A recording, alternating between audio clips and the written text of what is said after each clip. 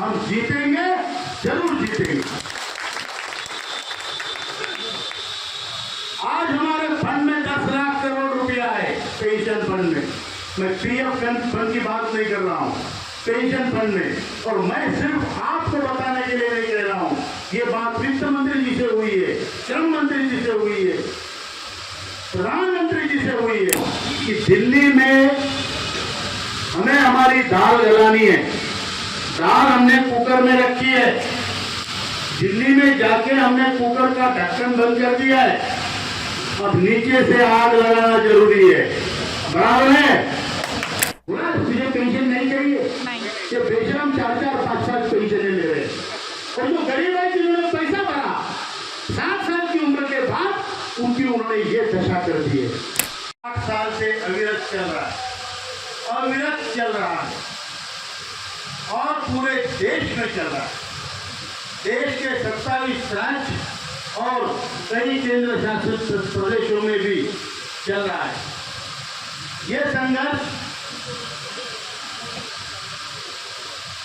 इतनी देर से चल रहा है, इतने दिनों से चल रहा है, लेकिन अभी तक सफलता नहीं मिली। लेकिन आपको बता दूं कि आपका पुण्य, आपका पराक्रम, आपका पुरुषार्थ जाया नहीं जाएगा, बिल्कुल जाया नहीं जाएगा। तो आपको सफलता जरूर मिलेगी और जल्दी मिलेगी। और इसके लिए हमने जो भी आंदोलन, हजारों आंदोलन देश में हुए, दिल्ली से लेके दिल्ली तक, रामलीला ग्राउंड, जंतर मंतर, ईपीएफओ के ऑफिसेस, ताले लगाना, अर्धनग्न आंदोलन, भूखे रहना, ये सब आपने किया है। बुल्ढाना में जैसे सबने बताया, 6 साल से कम 50-100 आदमी डेली अनशन पर बैठते हैं, रात को भी बैठते हैं और दिन को भी बैठते हैं। बारिश है, धूप है, ठंड है, जो भी मौसम है, लेकिन उस अनशन मंडप में हमारे आदर्श की, हमारे चेतना की धुनी सदैव जलती रहती है। और हमारा आंदोलन उत्तर भारत से लेकर दक्षिण, पूर्व, पश्चिम, हर जगह, अंडमान निकोबार में आपकी संगठना है, श्रीनगर में आपकी संगठना है, जम्मू कश्मीर में संगठना है। इतनी बड़ी संगठना और सभी बुजुर्ग लोग, आपका आशावाद, निराश आपको होने की जरूरत नहीं है। हम जीतेंगे, जरूर जीतेंगे। आज हमारे फंड में 10 लाख करोड़ रुपया है पेंशन फंड में। मैं पीएफ फंड की बात नहीं कर रहा हूं, पेंशन फंड में। और मैं सिर्फ आपको बताने के लिए नहीं कह रहा हूं, ये बात वित्त मंत्री जी से हुई है, श्रम मंत्री जी से हुई है, प्रधानमंत्री जी से हुई है। 2 बार हम प्रधानमंत्री जी से मिले, 2 बार वित्त मंत्री जी से बैठक हुई, सब प्रॉपर जो उसको मीटिंग बोलते हो मीटिंग हुई। उन्होंने तो उनके ट्विटर पे ये भी डाला कि मैं आज कमांडर अशोक राउत और उनकी एनएसए टीम से मिली हूं। ये उनकी पावती है। और ये उनके साथ बैठ के जो बात हुई, उसमें यही हमने कहा, हम प्रॉब्लम लेके नहीं चलते, हम साथ में सॉल्यूशन लेके चलते हैं। क्योंकि हम प्रॉब्लम में इंटरेस्ट नहीं है, हमें उत्तर में हमें इंटरेस्ट है। हम सॉल्यूशन का हिस्सा बनना चाहते हैं, प्रॉब्लम का नहीं। उनको हमने जो सजेशन दिए, उसमें कुछ हमारी तरफ से पहल बताई, कुछ उनकी तरफ से बताई, और कुछ हमने श्रम मंत्री की तरफ से या ईपीएफओ की तरफ से पहल बताई। उन्होंने अप्रिशिएट किया कि पॉजिटिव सजेशन है और आपका काम होना चाहिए। ये वित्त मंत्री जी कह रहे हैं, श्रम मंत्री जी भी वही कह रहे हैं और प्रधानमंत्री जी भी वही कह रहे हैं। यही नहीं, हमने सचिव स्तर पे, जो ब्यूरोक्रेट्स होते हैं, सचिव स्तर पे हमने बड़ी बड़ी मीटिंगें की। भारत के कैबिनेट सचिव के साथ मीटिंग हुई, एक्सपेंडिचर सेक्रेटरी के साथ मीटिंग हुई, फाइनेंस सेक्रेटरी के साथ मीटिंग हुई, लेबर सेक्रेटरी के साथ मीटिंग हुई। इससे बड़ा कोई भी ब्यूरोक्रेटिक औहदा भारत देश में नहीं है। तो जहां पॉलिटिकल सिस्टम के सबसे बड़े लोगों को हम मिले, उनसे बात की, अनेक मंत्रियों को मिले, हमारे उमाकांत सिंह जी थे, राजीव जी थे, के.एस. तिवारी जी थे, ओम शंकर तिवारी जी थे, कई राजनाथ सिंह जी से मिले, गडकरी जी से मिले, मंत्रियों से तो कई मिले। ये सब कुछ हमने किया, इसका परिणाम यह है कि आज सब लोग पेंशन की बात कर रहे हैं और बराबर कर रहे हैं। अभी हमने एक उदाहरण मैं देता हूं कि दिल्ली में हमें हमारी दाल गलानी है, दाल हमने कुकर में रखी है, दिल्ली में जाके हमने कुकर का ढक्कन बंद कर दिया है, अब नीचे से आग लगाना जरूरी है, बराबर है। हम लोग नीचे से आग लगाएंगे, सरकार की सीटी बजेगी और आपकी दाल गलेगी, बराबर है कि झूठ है? आग लगाएंगे, बराबर है। ये आग लगाने का तरीका है जो हम घर में ना बैठ के दिवाली होली हमको सब एक जैसा है, जब पेट खाली तो क्या दिवाली क्या होली, बराबर है क्या? बराबर है। पहले हम पेट की पूजा करेंगे, फिर बाकी चीजें होती रहेगी। उत्तर प्रदेश में उपचुनाव है, मुझे कई लोग बोलते हैं भैया महाराष्ट्र में इलेक्शन हो रहा है और तुम तो देश घूम रहे हो। हमने कहा महाराष्ट्र में हम गोटियां फिट करके आ गए।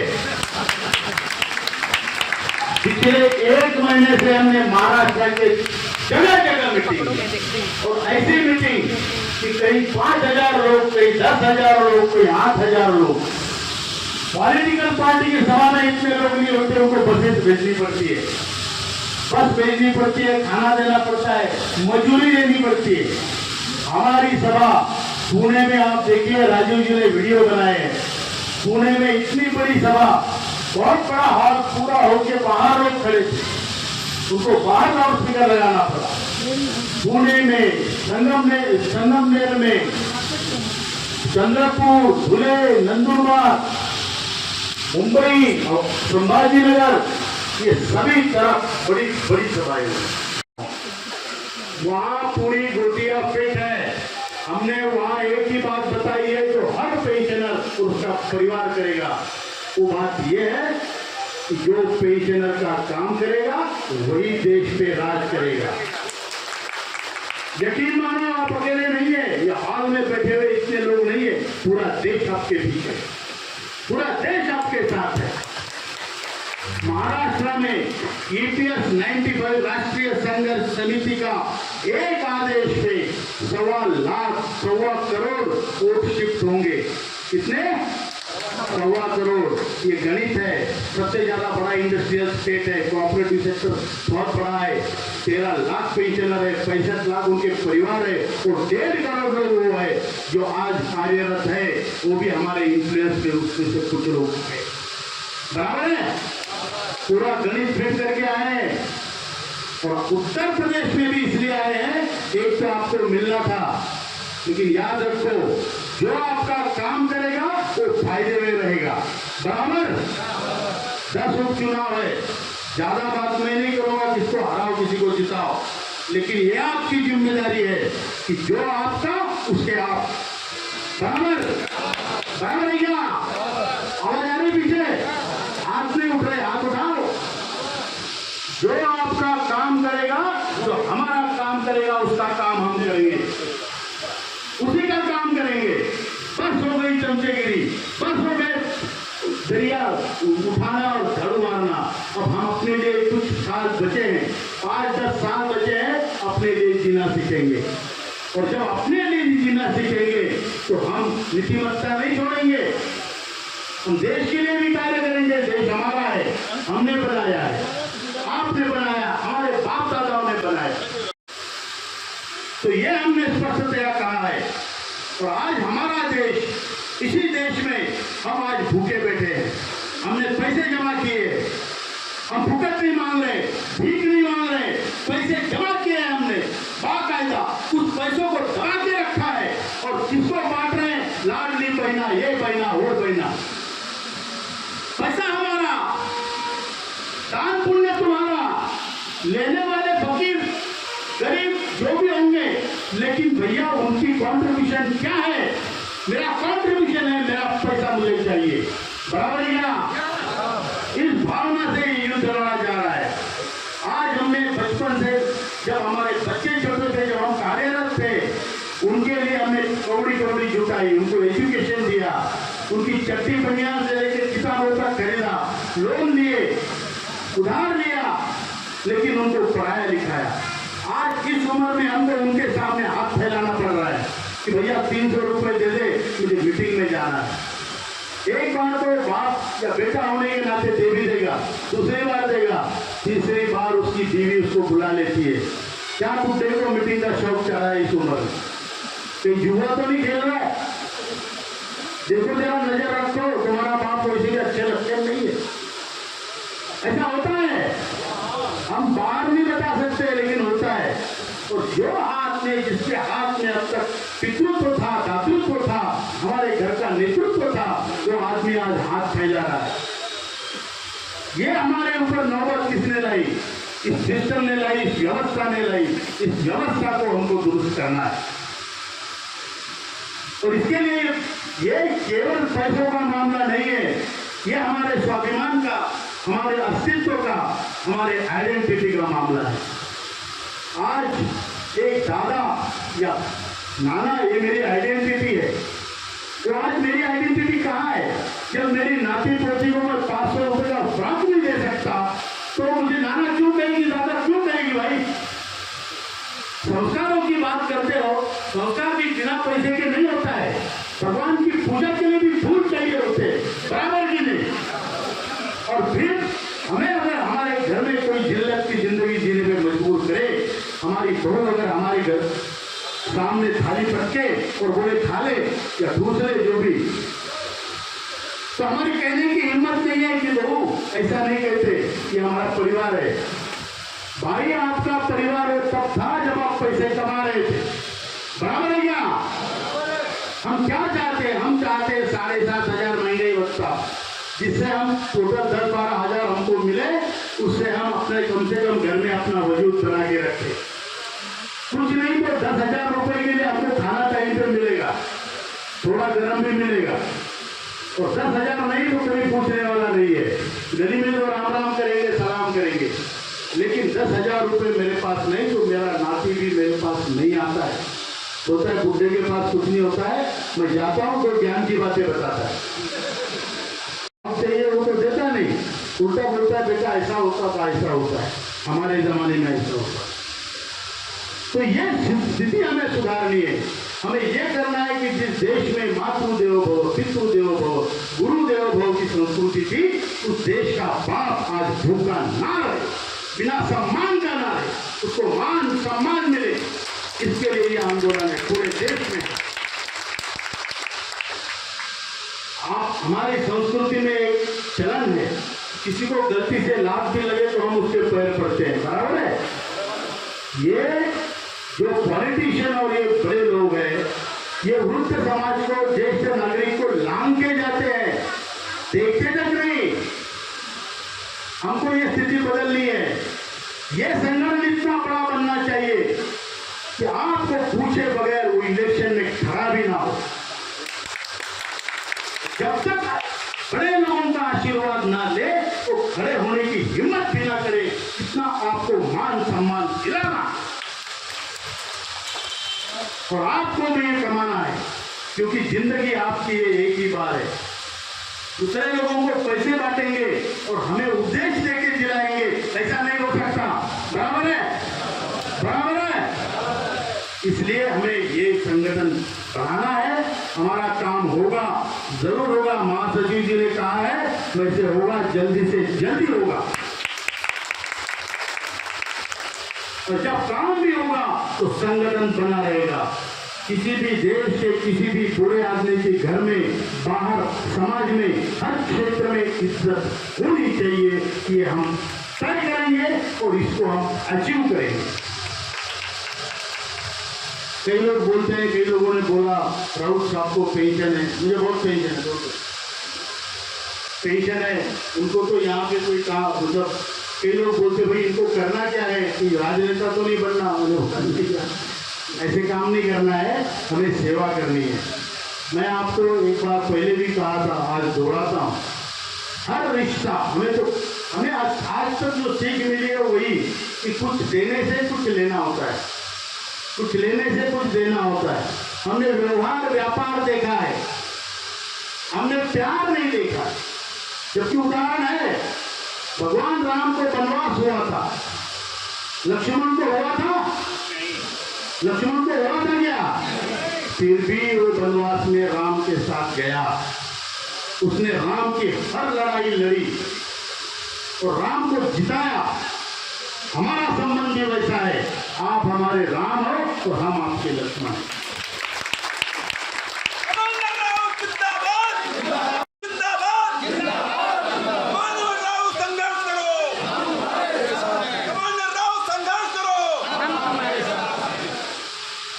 तो हर रिश्ते में हमें व्यवहार नहीं देखना चाहिए।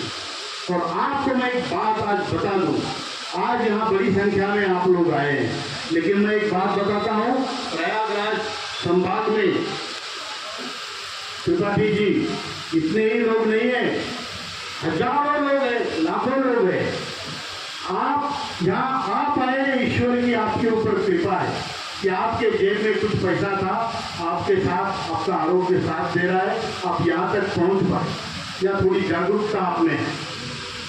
वो लोग जो यहाँ तक नहीं पहुँच पाते हैं, उनके पास चाहे पैसे की वजह हो, आरोग्य व स्वास्थ्य की वजह हो, या फिर अहंकार की वजह हो, ये तीनों चीजें वजह से लोग यहाँ तक नहीं आ पा रहे हैं। आप उनके पास तक जाइए, वो भी हमारे भाई है, उनकी जिम्मेदारी भी हमारी आपकी है। उनके घर तक जाइए, उनको उठाइए। जब तक हम मुर्दा नहीं है तब तक हम जिंदा है, बराबर।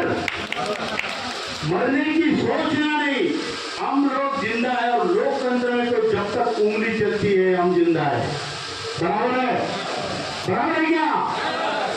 और यही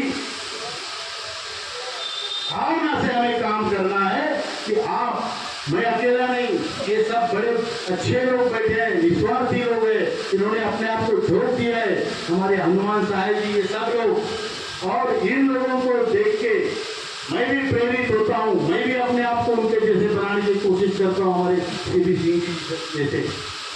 लेकिन आपको भी वो करना है। यहाँ इस संगठन में एक कमांडर नहीं है, हम में से हर कोई कमांडर, और इसी भावना से हमको लड़ना है। और हमारी सेना चाहे निद्रिस्त हो, चाहे बेचारे परेशान हो, पैसा ना हो, घर तक जाओ, पुण्य का काम है। ईश्वर ने इस उम्र में ये करने के लिए हमें बनाया है। आज इस उम्र में हमको ये बताया है कि तुम कुछ करो, बाकी तो जो कर रहे हैं कर रहे हैं। आप मुझे बताइए, जिन लोगों ने इतना पैसा भरने के बाद उनको पेंशन नहीं, और सांसदों को, विधायकों को 4-4 पेंशन है, बेचने की हद है। एक विधायक जो पहले कुछ नहीं करता था, सब्जी बेचता था, उसके पास 30,000 करोड़ रुपए की संपत्ति है। फिर भी मैंने कोई राजनेता ऐसा नहीं देखा जो बोलता है मुझे पेंशन की जरूरत नहीं। देखा आपने? मुझे पेंशन नहीं चाहिए, ये बेशरम 4-4, 5-5 पेंशन ले रहे हैं।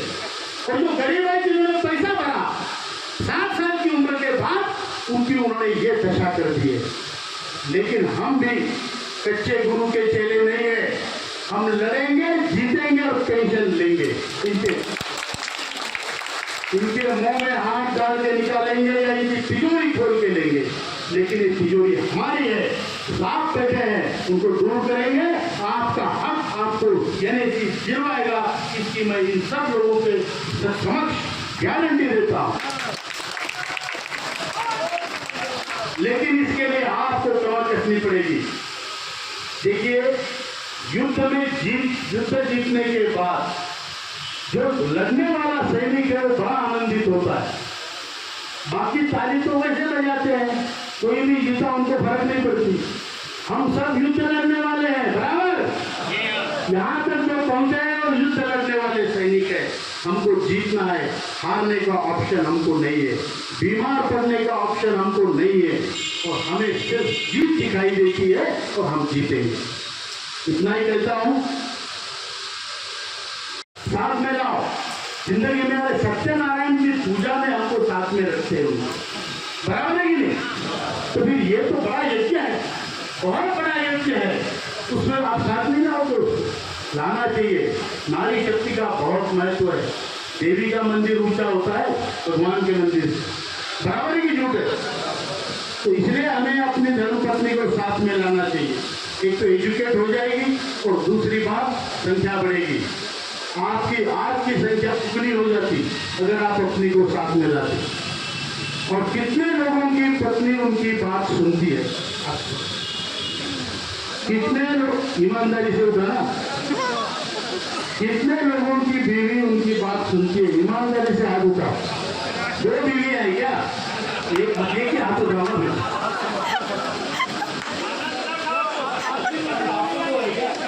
आपको 2 बीवी है क्या?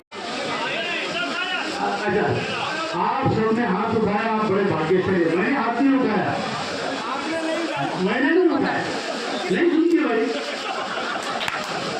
जो बीवी, जो आपकी अगर बीवी आपकी बात सुनती है तो उसको बोलो मेरे साथ सभा में चलना पड़ेगा, क्योंकि जब सुख दुख आधे रहे तो पेंशन भी तो लोगी ना भाई। आज आपको बता दूं मैं सच्चाई, जो अभी जो रिपोर्ट आई ईपीएफओ की, 19 लाख विडो पेंशनर है, तो 78 लाख में, मतलब 19 लाख लोग पेंशन की राह देखते देखते मर गए और उनकी बीवियां 19 लाख है। अगर इसको 1000 रुपए थी तो उसको 500 रुपए मिल रहे हैं। इतनी बेकार स्थिति है। इसलिए बीवी को साथ में रखो। आप देखो, उमा शंकर, रमा शंकर, सब पहले उमा फिर शंकर, पहले रमा फिर शंकर, बराबर है ना? तो पहले स्त्री का महत्व है, उसके बाद हमारा है। उसको साथ में रखो, नारी शक्ति है। अगर बीवी को बोलने के बाद, इसके लिए जिनकी बीवी नहीं सुनती उनके लिए मेरे पास सलाह है। अगर बीवी नहीं सुनती तो उनको बोलिए तू आती या दूसरी ले जाऊं। धमकी देना सीधा, क्या तुम आओगी या दूसरी ले जाऊं? मैं आपको बताता हूं, आपकी बीवी आपको छोड़ेगी नहीं, बराबर है? बोलोगे? बोलोगे? ये बहुत बड़ा यज्ञ है। इसमें पत्नी के साथ आना और अपनी आहुति देना, जो भी आहुति जिस तरीके से, समय हो, श्रम हो, अगर थोड़ा बहुत पैसा है तो पैसा हो, जहाँ भी पैसा दोगे रिसीव जरूर लेना, ये भी मैं कह रहा हूँ। इतना ही कहता हूँ, आपसे मिलकर बहुत खुशी हुई। इस धरती पे आके भी बहुत खुशी हुई। ये तो पूरे भारत का केंद्र है। अभी 2 नारे लगाएंगे। जो बुढ़े है हाथ मत उठाना, दुख सकता है। जवान लोग हाथ उठाना।